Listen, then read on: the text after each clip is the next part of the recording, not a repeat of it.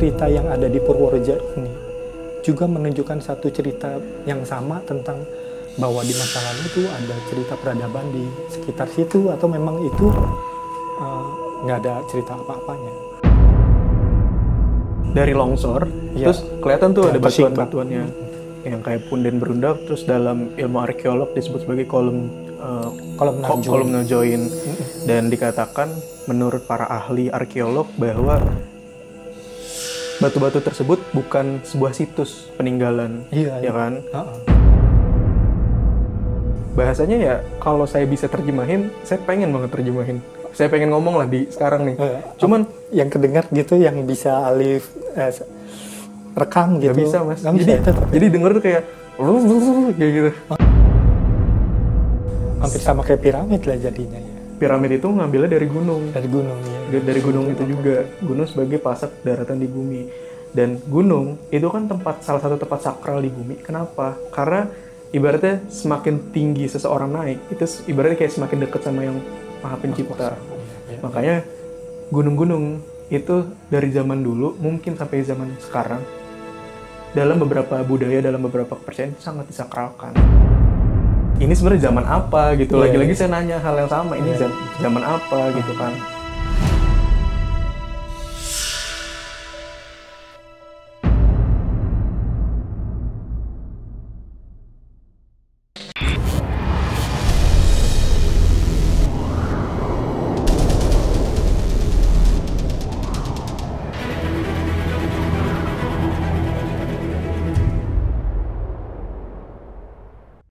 Assalamualaikum warahmatullahi wabarakatuh. Waalaikumsalam. Kembali lagi bersama kami di Time Travel.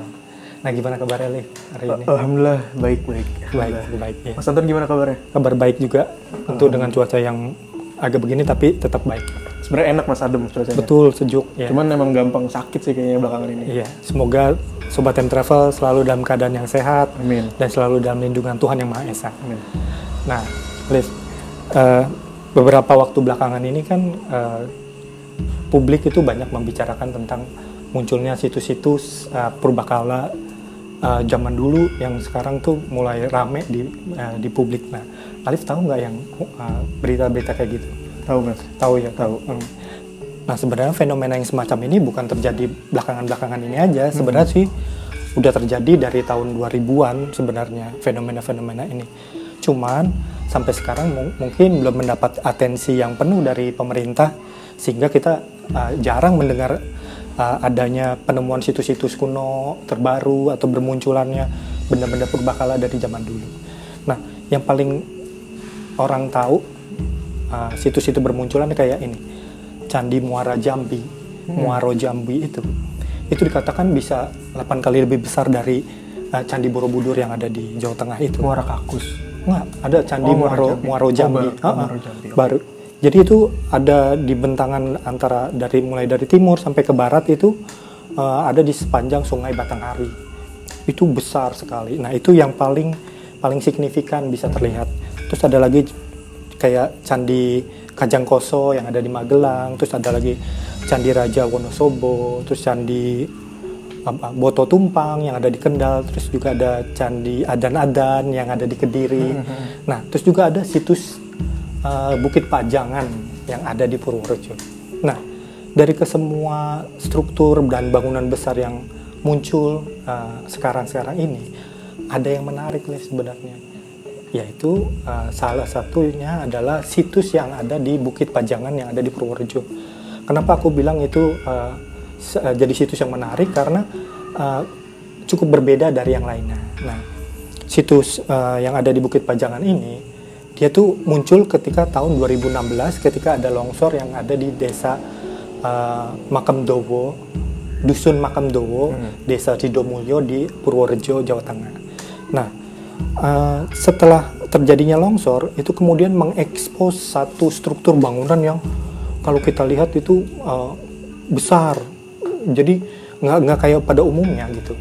Nah, Alif tahu nggak yang kejadian yang longsor yang di Purworejo itu kemudian menyingkap satu keberadaan struktur bangunan yang mirip-mirip piramida lah kalau itu. Iya, tahu Mas. Tahu ya kan? Udah baca. Oh, udah baca. Ada ya? beberapa artikel yang gitu kan. Kelihatannya di foto itu di Google ada kayak punden berundak. Ya, betul. Nah, dari temuannya mereka, yang menarik di sini adalah sebenarnya kawasannya lebih luas dan kemudian tingginya itu hampir mencapai 150 meter, ya kan, kalau dari kaki pundennya, kaki punden berundaknya itu kira-kira tingginya 150 meter ke atas gitu. Dan kemudian itu ada di satu kawasan yang kurang lebih 1 hektar lah. Jadi lebih besar dari apa yang diceritakan orang atau yang ada di gambar. Nah, yang menarik di sini adalah sebenarnya terdapatnya yang dibilang columnar joint. Nah, itu adalah sebenarnya batuan yang dalam termin arkeolog itu disebut sebagai batuan alami yang mengalami pendinginan ya dari lava yang membentuk satu pola-pola simetris yang kalau dilihat penampangnya itu mirip bangun heksagonal ya, kayak rumah lebah gitu kali ya, kayak rumah lebah. Nah, itu yang banyak ada di situs Bukit Pajangan yang menjadi material yang orang katakan sebagai mirip bangunan piramida. Nah, itu juga yang ternyata menjadi menjadi sama dengan lokasi yang pernah kita ceritakan. Mungkin yang orang banyak kenal tentang batuan-batuan yang sama seperti yang ditemukan di Purworejo, mungkin yang terkenal itu situs Gunung Padang kali ya, yang udah banyak orang bahas. Nah, tapi dari singkapan ini juga tidak semua orang mengalami persepsi yang sama atau ada banyak pertentangan. Misalnya kayak Balai Arkeologi dari Yogyakarta itu menyatakan bahwa situs ini bukan situs arkeologi sebenarnya, karena di situ tidak ditemukan, di sekitaran lokasi itu tidak ditemukan artefak atau apapun yang menunjukkan bahwa di situ pernah ada peradaban manusia. Yang kedua juga mungkin paradigmanya mereka, bangunan besar itu masih dikatakan sebagai candi ya. Jadi selalu mereka mengatakan bahwa candi itu mudah ditemukan ketika kita bisa membaca satu prasasti, karena itu syarat yang pasti sebuah candi berdiri. Nah, tapi lain halnya dengan tim riset yang dilakukan oleh Universitas Islam Indonesia yang ada di Yogyakarta. Mereka justru menemukan bahwa usia batu tersebut jauh lebih tua dari batuan yang ada di Candi Borobudur. Nah, itu sih sebenarnya yang temuan-temuan menarik, tapi juga membawa perdebatan yang cukup jauh, ya, cukup panjang di kalangan arkeologi. Nah, sementara buat orang-orang yang ada di Purworejo sendiri, ada satu kepercayaan tertentu bahwa mereka sebenarnya udah tahu bahwa di situ ada satu susunan batu yang orang udah tahu sejak lama lah gitu. Tapi orang-orang di sana tuh menyebutnya bahwa kawasan itu merupakan kawasan yang angker, dan mereka cuma menggunakannya sebagai pakan ternak mereka. Jadi ternak dibiarkan berkeliaran bebas, dia akan makan gitu kan. Nah, dari yang udah pernah kita bahas nih, kita udah pernah bahas Gunung Padang, kita udah pernah bahas piramida di Majenang, terus kita juga pernah bahas piramida yang ada di Salatiga. Kan kurang lebih kan menunjukkan ada ciri-ciri yang sama, terutama dari material bangunan yang berupa columnar joint. Nah, apakah cerita yang ada di Purworejo ini juga menunjukkan satu cerita yang sama tentang bahwa di masa lalu tuh ada cerita peradaban di sekitar situ, atau memang itu nggak ada cerita apa-apanya? Nah, kalau dari penglihatan mata batin Alif melihat situs yang ada di Bukit Pajangan yang ada di Purworejo, itu sebenarnya ada penggambaran seperti apa sih? Oke. Bismillahirrahmanirrahim. Jadi sebenarnya pembahasan ini pembahasan lanjutan kayaknya dari peradaban-peradaban, bagian dari peradaban besar yang pernah ada di Indonesia, di Nusantara. Saya juga tadi kan bilang di awal udah sedikit lihat-lihat lah beberapa artikel itu tentang berita tahun 2016. Ada ya itu ya dari longsor, terus kelihatan tuh ada batuan-batuannya yang kayak punden berundak, terus dalam ilmu arkeolog disebut sebagai columnar joint. Dan dikatakan menurut para ahli arkeolog bahwa batu-batu tersebut bukan sebuah situs peninggalan, ya kan? Oke. Mungkin itu persepsi para ahli arkeolog. Nah, dari sisi saya, akhirnya saya makin penasaran. Sebenarnya gini. Pertama yang saya lihat di foto itu kan bener-bener kayak inilah susunan batu gitu susunan, kan. Iya betul. Kayak gitu, kayak tangga lah gitu. Cuman lebar, besar banget. Nah, dari situlah saya penasaran. Akhirnya saya coba ke masa lalu, apakah di situ emang alami aja atau memang ada sebuah tempat, sebuah sejarah, ada ceritanya di zaman dulunya. Dengan izin Yang Maha Kuasa, akhirnya saya coba untuk pergi ke masa itu. Mungkin masanya bisa di atas mungkin bisa di atas 20.000 tahun, puluhan ribu tahun lah. Nah, sampailah saya di satu lokasi, kawasannya beda Mas dari apa yang saya lihat di foto. Jauh beda. Karena sejauh mata memandang ketika saya datang, itu udah kelihatan kawasan ada kawasan hidup gitu loh. Ada bangunan-bangunan, dan jelas di depan sana itu ada bentuknya, saya langsung ngomong aja, bentuknya piramid. Oh, okay. Piramidnya tapi nggak lancip ya. Tapi dia agak datar di atasnya, lalu kelihatan di kanan kirinya tuh kayak ada tangga-tangganya. Itu lihat saya dari jauh banget tempat saya berdiri.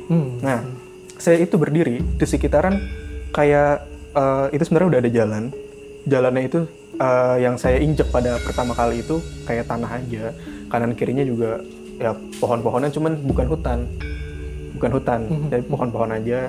Nah, di depan sana beberapa langkah kalau kita jalan itu udah kelihatan kayak semacam ada penanda wilayah, kayaknya sih gitu. Mungkin lazim pada masa itu. Bentuknya tuh kayak jadi batu yang disusun kayak balok-balok gitu gede. Nah, nanti ngebentuk kayak gini, kayak gapura gitu. Gapura. Nah, itu warnanya tuh hitam keabu-abuan gitulah. Dan saya coba deketin ke situ. Nah, semakin saya deketin ke situ, ternyata kelihatan ada satu hal yang menarik banget mata saya, karena banyak sekali simbol-simbol yang ada di batu tersebut. Oke, saya pikir, lah ini zaman apa ya? Apakah ini zaman Gunung Padang atau zaman yang lain gitu? Pertama kali saya mikir kayak gitu. Oke, akhirnya saya lanjut jalan. Saya berhenti di satu tempat. Tempat itu mengarah ke bangunan-bangunan yang ada di depan. Jadi kanan kirinya itu masih pohon-pohonan. Kebayang nggak Mas? Kebayang. Sambil bayangin aja ya. Iya. Nah, saya mau mastiin, saya tuh bener nggak ada di sini. Terus saya coba lihat ke badan sendiri, gini kan. Tahu nggak Mas apa yang saya temuin? Ada yang berubah? Ada berubah. Oke. Berubah. Saya ngerasa bahwa ini kok badan saya kayak beda aja dari zaman sekarang. Dan yang paling sangat jelas perbedaannya itu, saya pakai gelang di lengan. Ini bahu, ini lengan. Iya. Sini ada kayak emas gitu, entah emas atau cuman sekedar besi yang diwarnain atau emang itu kuningan. Saya nggak paham. Pokoknya itu kayak ada aksesoris besi di sini. Terus saya ada gelang di sini, terus ada di sini. Nah, saya tuh pada saat itu lagi nggak pakai baju kayak gini, enggak. Saya cuma pakai kain yang kayak buat nutupin sebagian badan aja. Nah, bawahnya baru ada kain yang kayak, jadi kayak kain sarung. Nih bayangin aja Sobat Time Travel sama Santon. Jadi kayak sarung. Terus sarung itu kan dia ke bawah gitu ya. Nah, ini ditarik. Jadi yang bagian bawahnya itu ditarik buat kayak ada belahannya. Nah, itu yang saya pakai. Gitu, kebayang nggak Mas? Kebayang. Nah, terus di iketannya sini itu kayak ada semacam sabuk pinggang atau apa, cuman itu juga dari kain lah, tapi lebih tebal daripada yang kain yang saya pakai buat bawahan itu. Oke. Terus saya langsung mikir, ini zaman apaan? Apakah ini zaman Gunung Padang apa zaman pewayangan? Saya langsung ingat kan kalau pakaian-pakaian kayak gitu kan kayak zaman pewayangan, Mas. Oke, lanjut. Makin saya deketin wilayah itu, dan makin jelas terlihat bangunan-bangunannya itu mirip-mirip sama yang di wilayah Gunung Padang, Mas. Kenapa saya bilang mirip? Karena bangunan-bangunan di sana itu bukan cuman bentuknya kotak-kotak aja, enggak, atau yang dari batu yang gak jelas bentuknya, enggak. Itu udah ada arsitekturnya, bagus, bener bagus. Dan jalanannya tuh setelah kita melewati si gapura tadi, itu jalanannya udah jalanan yang disusun pakai batu-batuan. Jadi bukan cuma sekedar tanah. Oke lah, ada beberapa yang saya lihat di beberapa titik tanah-tanah biasa. Tapi itu pun bagus, rapi. Tapi sisanya jalanan protokol mungkin ya, jalanan besarnya itu yang ya disusun pakai batu. Kalau sekarang kayak pohon blok, cuman zaman dulu ya bentuknya ada yang kayak balok-balok kotak itu, ada juga yang modelnya heksagonal juga ada. Oke. Semakin saya deketin wilayah tersebut, di kanan, di kiri itu udah bener-bener kelihatan banget bangunan. Bangunannya itu ada beberapa bentuk yang punya pilar-pilar gede, bener-bener gede. Ya gede-gede, bukan yang raksasa ya, tapi ya gede normal lah. Besar, ada pilar. Tapi ada beberapa bangunan yang saya lihat di sebelah kirinya, di sebelah jauh di kanan sana, itu kayak bangunan candi. Tapi bukan candi yang kita lihat di zaman sekarang. Kalau contohnya Prambanan itu kan bentuknya gini ya, gitu kan. Cuman kalau di zaman itu kayak ibarat kayak kalau saya lihat dari awal tuh kayak piramid, cuman kecil. Tapi bawahnya tuh ada bentuk bangunannya. Nah gitu. Terus ada bentuk bangunan yang cuman kotak doang. Jadi kayak benteng. Cuman bagus aja lah kotak, tapi dia manjang ke belakang atau ngelebar. Terus ada beberapa rumah yang di depannya tuh kayak ada pendoponya, tapi kayak dari atas itu kayak dari batu. Terus ada tiang-tiang pilar-pilarnya. Nah itu rumah-rumah sebagian. Saya lanjut jalan nih. Semakin saya masuk ke wilayah tersebut, makin kelihatan orang lah. Walaupun di awal tadi udah kelihatan orang. Nah, ketika udah makin dekat, udah di dalam wilayah tersebut, ya jadi kelihatan dong orang-orangnya segala macam. Orang-orangnya ya sama mas, maksudnya orang-orang kalau saya bilang ya orang Nusantara, cuman memang bersih-bersih, tipikal yang kayak gitu-gitu, bersih-bersih. Cuman pakaian mereka itu kurang lebih sama kayak saya. Iya, yang perempuan-perempuan itu ya pakai kain-kainan yang gimana ya, yang kayak di Gunung Padang lah, kurang lebih kayak gitu. Cuman yang membedakan, mereka tuh punya aksesoris banyak.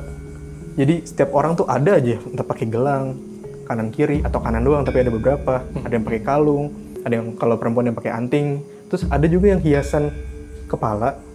Jadi seperti mahkota tapi bukan mahkota gitu. Jadi kayak cuman gini doang nih, kayak dari besi itu. Dia ada permatanya kadang, ada batunya dan sebagainya. Laki-laki pun juga sama kayak gitu. Nah, saya makin bingung. Bangunannya tuh kayak di zaman Gunung Padang, tapi kok pakaiannya kayak pakaian wayang. Ini zaman apa sebenarnya? Terus saya bingung. Terus ada piramid lagi. Ada piramid lagi. Wah, kayak gitu kan. Udahlah saya bodo amat istilahnya. Udah jalan aja. Jalan, orang-orang pada ngeliatin gitu. Dan saya denger bahasanya ya kalau saya bisa terjemahin, saya pengen banget terjemahin. Saya pengen ngomong lah di sekarang nih. Cuman yang kedengar gitu, yang bisa Alif rekam gitu. Gak bisa mas. Jadi denger tuh kayak gitu. Bener mas. Jadi ketika saya denger di sana jelas. Tapi ketika pakai indera yang di sini itu kayak nggak jelas. Mungkin saya nggak tahu lah, saya nggak ngerti sama sekali. Oke lah. Terus jalan, saya ngeliat kanan kiri. Orang-orang di sana itu ngeliat saya bukan kayak orang asing. Ya entah mungkin karena pakaiannya sama kali ya. Jadi kayak bagian mereka atau dari wilayah yang lain tapi sama. Terus nggak berapa lama ada satu orang tuh datang dari arah depan.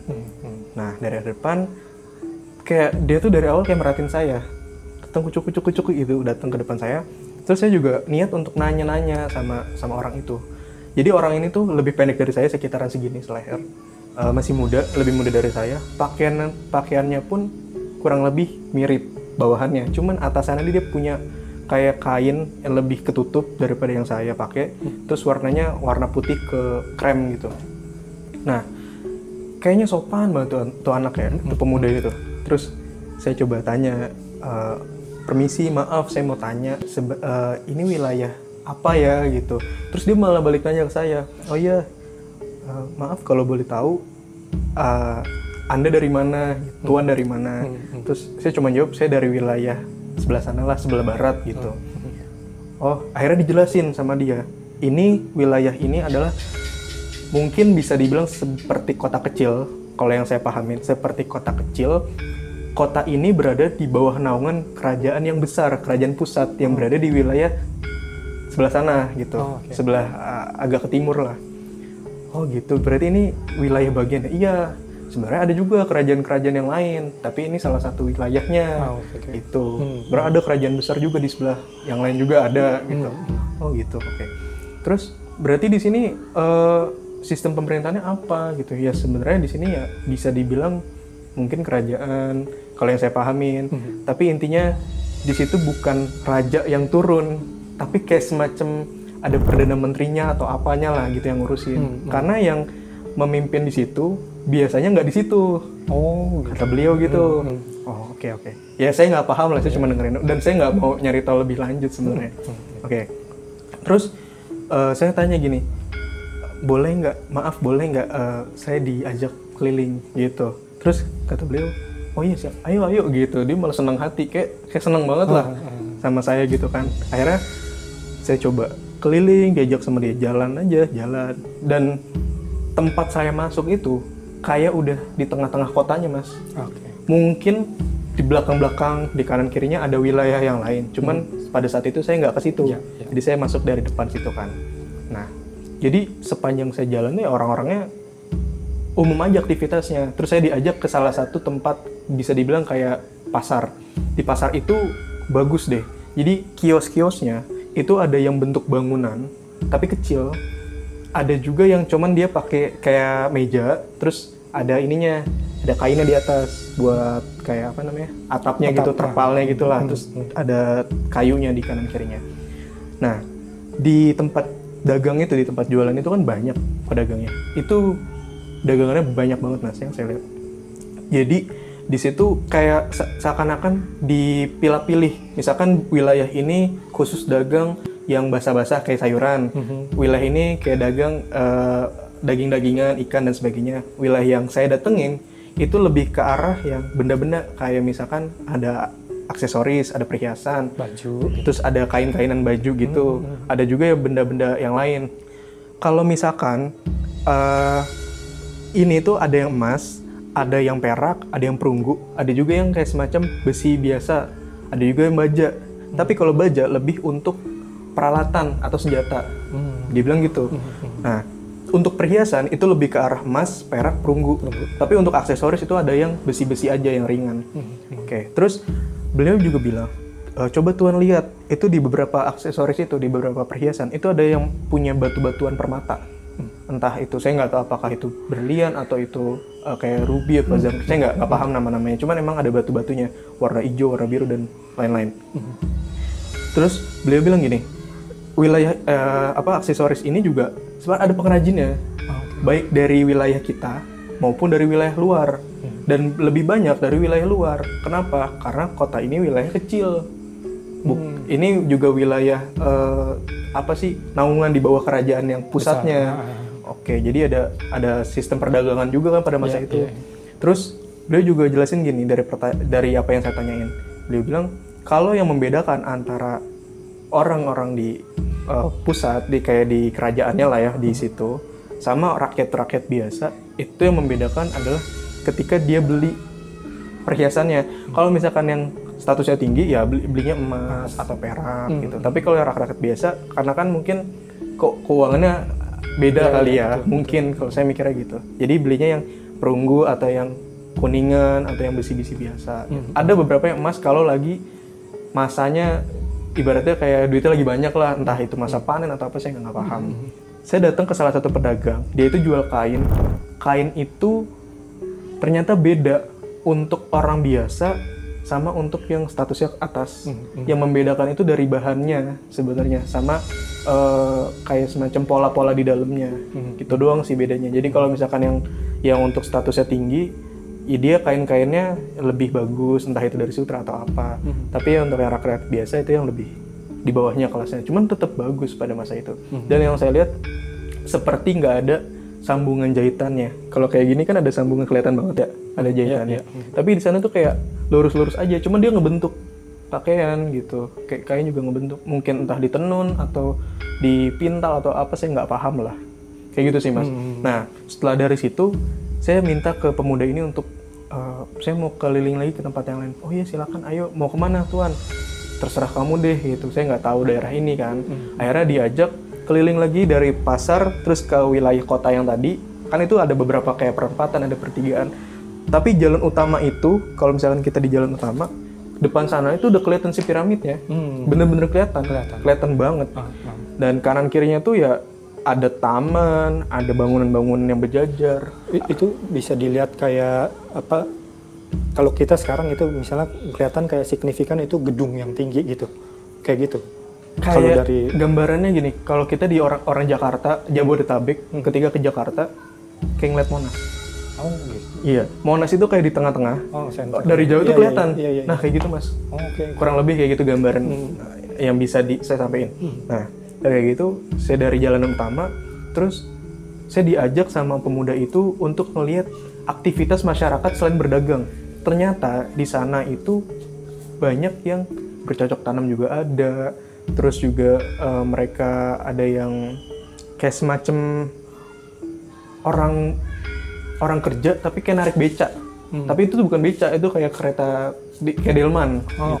Pokoknya aktivitasnya umum lah Mas. Umum. Okay. Umum. Oke. Yang dimana masyarakat di sana tuh sejauh saya lihat mereka membeli atau menjual barang itu kayak bukan pakai duit. Wah, nggak ada alat tukar. Sebenarnya bisa dibilang alat tukar. Jadi ada beberapa orang yang mereka pegang kayak logam-logam warna emas atau warna silver, perak gitu ya. Tapi lebih banyak dari yang saya lihat itu kayak barter sih.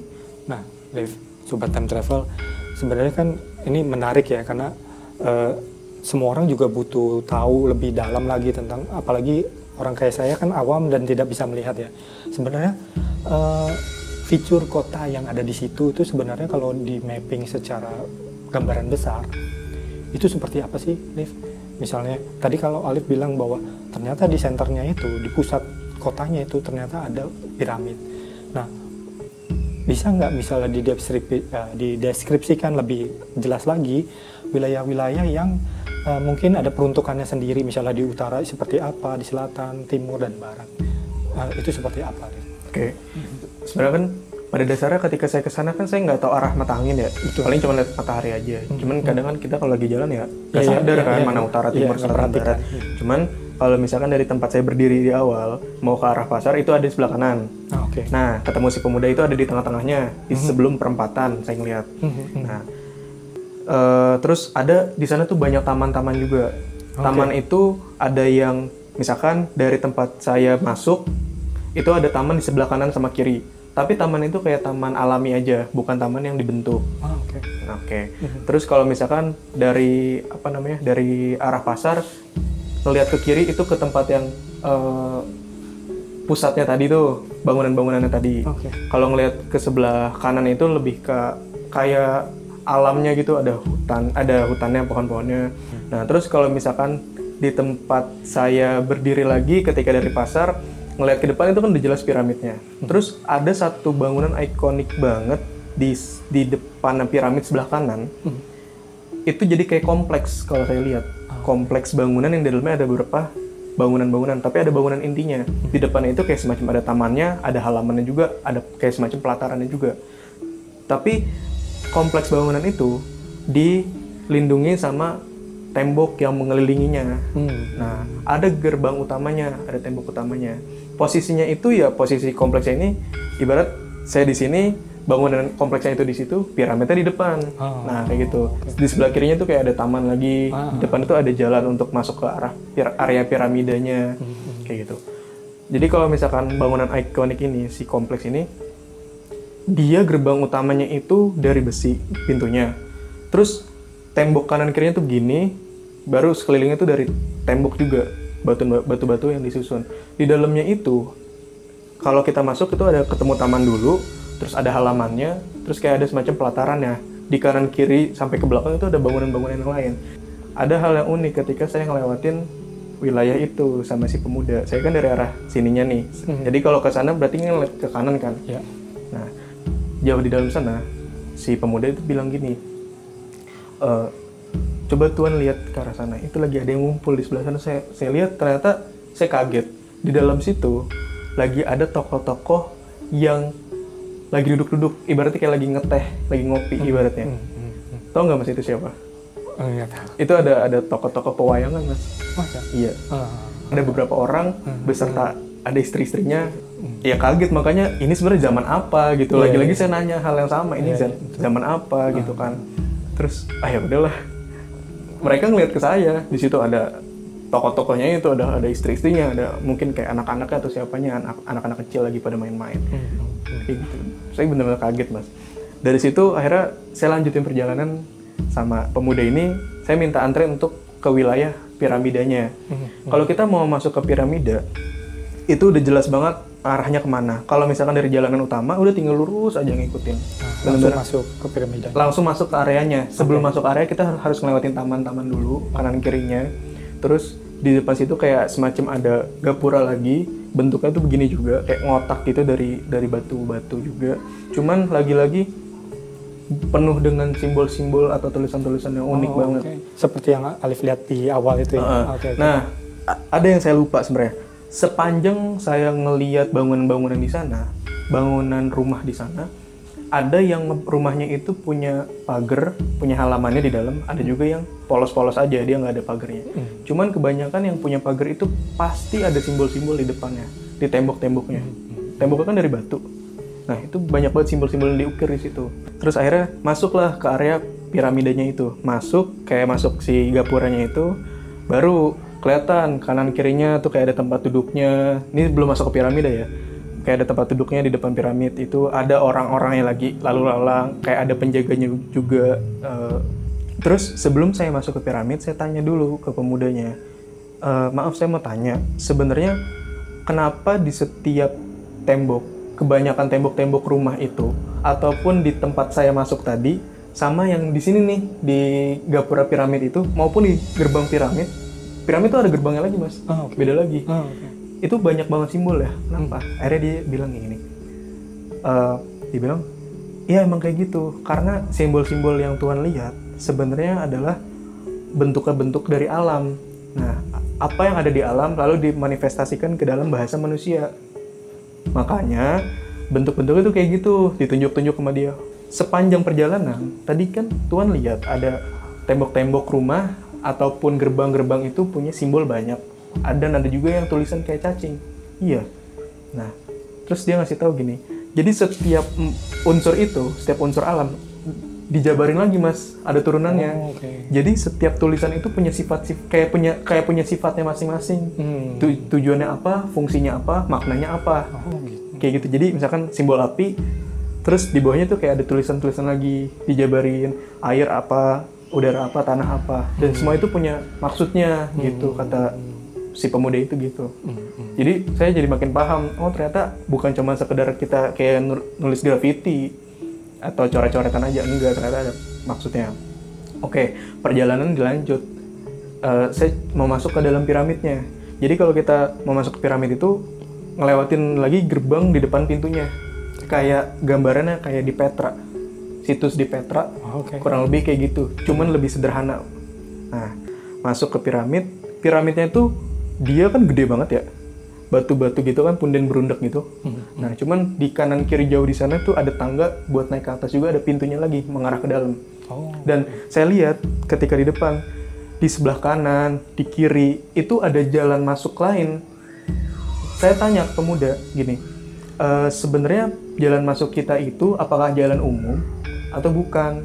Kata pemuda gini, sebenarnya bukan. Kenapa? Karena tadi kan kita ngelewatin pusat pemerintahan, kompleks pusat pemerintahan, dan itu bukan jalan umum. Benar. Kata pemuda itu gitu. Maka dari itu ada jalan-jalan lain di 4 sisi itu, di 3 sisi yang lain maksudnya. Yang sebelah kanan, kiri, sama belakang ada. Dan itu wilayahnya sebelah sana beda lagi, maksudnya landscape-nya beda lagi, kawasannya beda lagi. Oke, saya jadi paham. Terus masuklah ke piramid, dan itu kayak agak semacam lorong, tapi nggak begitu panjang dan tinggi atasnya. Masuk ke dalam ruangan pertama itu luas, dan di beberapa sudut itu ada pintu-pintunya, lalu ada tangga juga untuk ke bawah, ada tangga ke atas.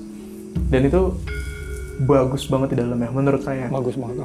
Nah, Liv, yang ditemukan sekarang kan bentuknya kan kayak begitu ya. Kalau zaman dulu si batunya itu bentuknya kayak gimana sih? Sebenarnya kalau dari yang saya lihat pada zaman itu bagus mas, bagusnya bagus rapi. Kalau sekarang mungkin karena udah berumur ya, usia, udah kemakan usia, udah ketutup tanah juga, jadi begitu berantakan. Kalau dulu ya rapi. Nah terus ada informasi yang saya dapat bahwa sebenarnya batu-batuan yang ada di masa itu atau mungkin di masa-masa berikutnya atau masa sebelumnya itu batuan-batuan yang dari alam juga.